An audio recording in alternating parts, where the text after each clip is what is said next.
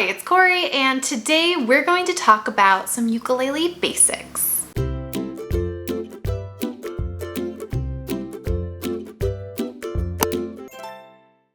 Specifically, what we're going to be talking about in this video will be the tuning and the different sizes of ukulele. If you're wanting to know how to actually tune a ukulele, I have a video, and I'll make sure to put a card wherever above for that talks about the different ways you can tune a ukulele, in addition to a couple different tools you can use, both that are free and then some that you can buy. So to start out, let's look at the different sizes of ukulele. So the smallest size of ukulele is the soprano ukulele. Now, the only one I actually have at home at the moment is this one. This is an Enya ukulele, and it's a little circle size. I've also heard it called a campfire ukulele or also pancake ukulele. Basically though, as far as size and especially as tuning, this is what you can experience. This is what you can expect when you have a soprano ukulele. The way we identify the strings this way is kind of backwards, because you'd think that the string closest to your face is actually the first string, but in reality it is switched. So the first string is the string that's closest to the floor. Now, each of these strings, no matter whether you're playing a soprano, a concert, a tenor, or a baritone, each of these strings has a pitch that is associated with that. Now, typically the soprano through the tenor sizes, and you'll see that in a minute, they all have the same tuning, which means each of these strings, string 4, 3, 2, and 1, they're all the same pitch. So for instance, what those pitches are, you have string 4 being G, 3 is C, 2 is E, and 1 is A. Now, specifically where these correspond pitch-wise is this fourth string is G4, the third string is C4, the second string is E4, and then the first string is A4. Now, if you don't know what those numbers are, that's just referring to what octave it is typically associated with a keyboard. So for instance, if you've ever heard of middle C, that's talking about C4. So that's the one that's pretty much in the middle of the piano. So as far as this G4, that is the G that's above middle C. The C4 on the ukulele with the standard tuning, that is C4 or that is middle C. So let's hear what that sounds like.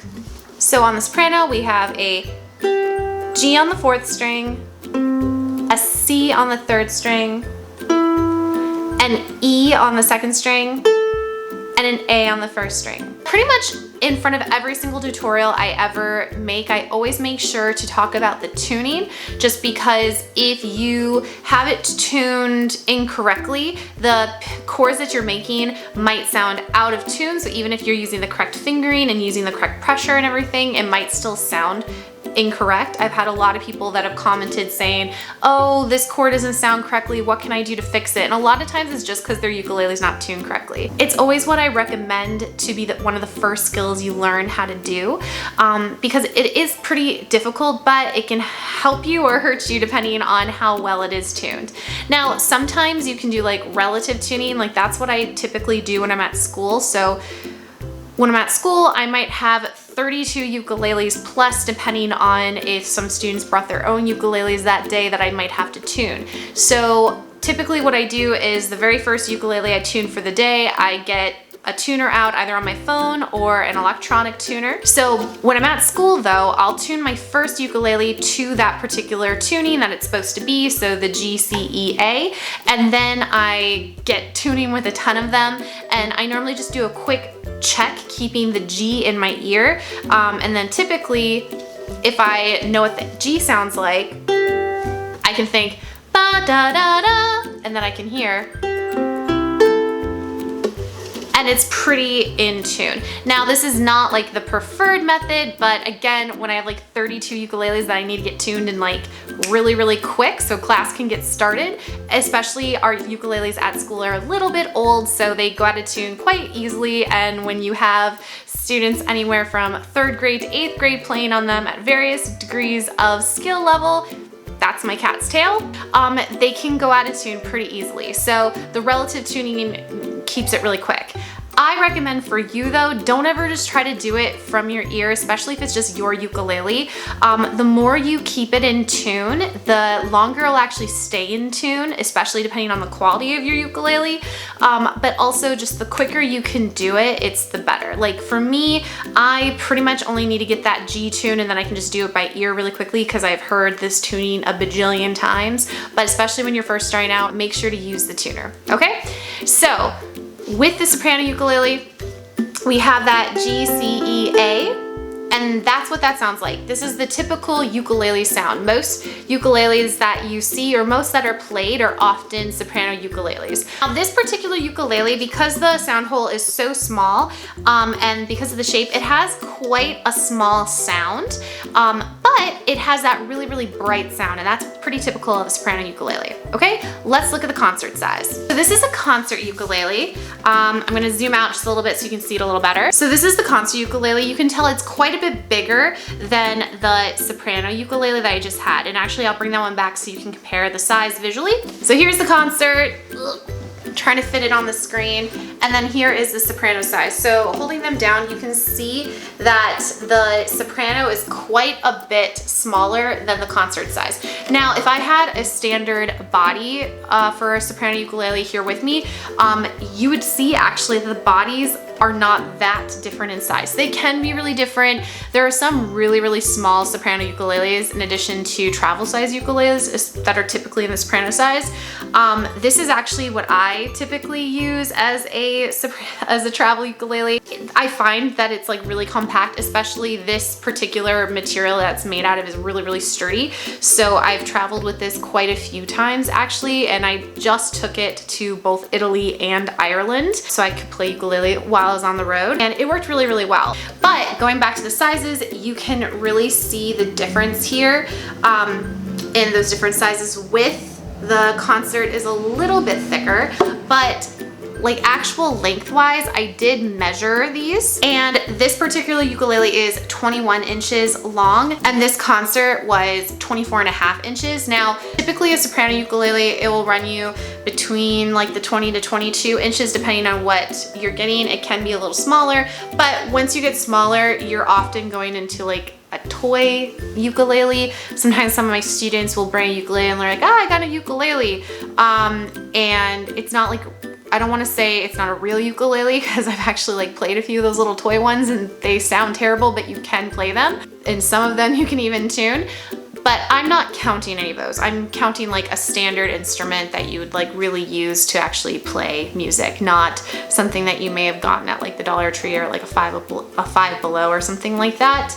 I'm not knocking those at all, but I personally don't like really qualify those as like a really usable musical instrument, but that's just my opinion. Those can be a lot smaller, but typically you're gonna be looking at the 20-inch to 22-inch for a soprano size ukulele. And for a concert size ukulele, you're looking anywhere between like a 24 to a 25-inch. They're pretty standard amongst that size.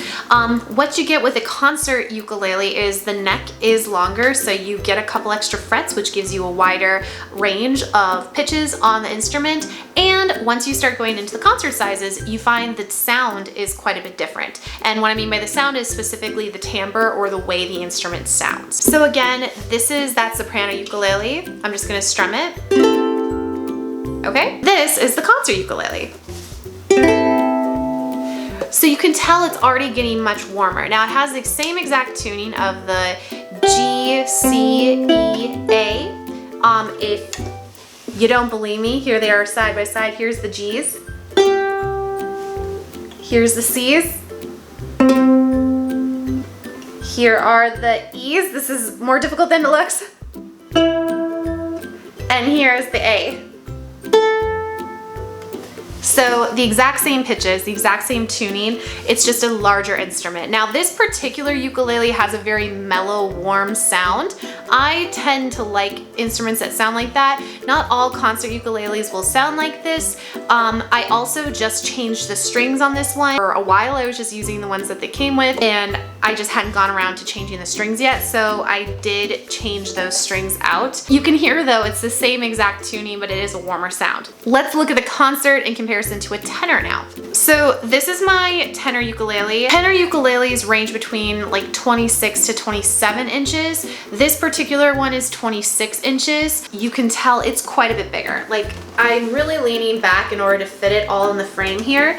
This is the instrument in comparison to the concert ukulele. So similar to the concert, and I have them at the same length down here. Now you can see that the body of the concert is quite a bit smaller than the body of the tenor. If you put them up next to each other, I don't know if you can see, but there's quite a bit of extra room. My hand's a little bit in the way, but the tenor is quite a bit bigger than the concert.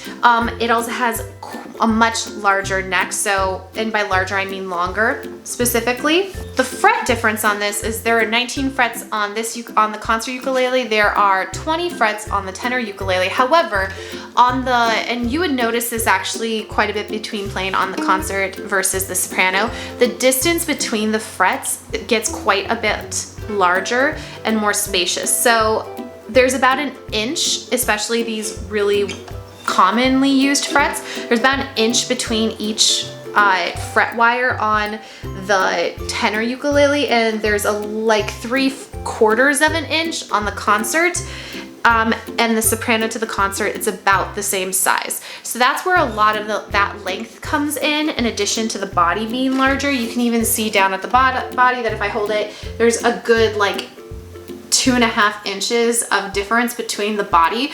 But what you get with that is a much warmer sound. So you can see the tuning is still the same. We have the G on the 4th string, C on the 3rd string, E on the 2nd string, and the A on the 1st string, but it's a much, much warmer sound. Again, here's the concert, just to compare. Here are the G's, here are the C's, here are the E's, and here are the A's. So same tuning. When you get to the next size up, that's when things get interesting. This is a baritone ukulele. You can see this is much, much bigger. In comparison to the tenor ukulele, I mean, the baritone doesn't even fit in the frame. If I scoot it way down, you can kind of see it, but here, let me lower that. This is where they are, where there's a good 2.5 inch difference here. The baritone ukulele is also different because the top 2 strings, or rather strings 4 and 3, they're actually made out of metal the same way that they would be on a guitar. And actually the tuning on the baritone is where the tuning differs. You have a D3, a G3, a B3, and then an E4 for here. So this is the only one that's in this string here is the only string that's in the same octave. So if I look at a tenor, the E on the tenor and the E on the baritone are the same pitch. You can hear that. Whereas, for instance, the G right here and then the G on the tenor, they are an octave apart. So you can check that octave. You have, that's the same pitch interval as Somewhere Over the Rainbow, okay? So you do have some similarities here, but I think there's more differences than similarities. Obviously you still have the same kind of size. The body is quite a bit bigger on the baritone. The neck is a lot bigger on the baritone. Like I said, those metal strings here, and also the tone is a lot similar to that of the guitar. So if I were to play that, it has that same timbre. It's nice and warm. I often take out my baritone either at home or at school when I want something that is guitar-esque, but I don't want to play guitar. My kiddos like freak out when I bring out the baritone ukulele because it's massive in comparison to soprano. Itty bitty soprano. big baritone, okay? So on the side, you can kind of see that a little bit better, but there is a huge size difference between the two. I love the baritone. I really should probably play more with it. If you would like to see tutorials with the baritone ukulele, make sure to let me know. The chords are very similar to like what the easy chords are for guitar. So if you would like to see a couple tutorials for that, just let me know. And of course, if you do have a baritone ukulele at home, any of the tutorials work for you as far as how the chords are played. You would just have to use your own fingering for the baritone ukulele. I hope that you found this helpful for just kind of learning a little bit more about the instrument. I really enjoy kind of putting these types of videos out on this channel just because I want you to be as knowledgeable as possible about the instrument. I'm always learning new things. I don't claim to be a ukulele like expert. I'm a music teacher that teaches a lot of ukulele, and I feel really confident in my skills of presenting information to you so you can like walk away from a tutorial feeling really confident about how to play. But I mean, like, I am not somebody that has played for years and years and years and years and years and years, you know? I learned how to play from necessity of my job.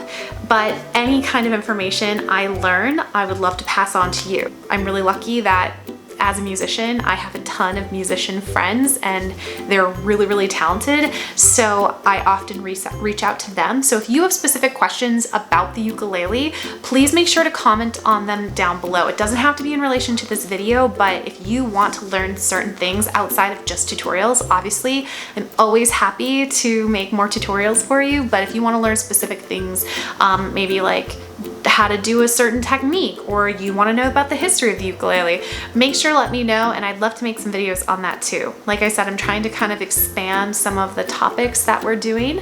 I have some videos coming up that are going to be specifically about like music education, which I'm really excited about to sort of kind of play with that, because as much as I love tutorials and things like that too, I also just love making videos about things. So I'm trying to see other things that I like, and maybe you'll like them too. So if you did like this, make sure to subscribe if you haven't already. If you're already in our little community that we are building here, make sure to like this video and leave me a comment. Like I said, if there's something you want to learn specifically about the ukulele, and I will see you next time. Have a great day. Bye-bye.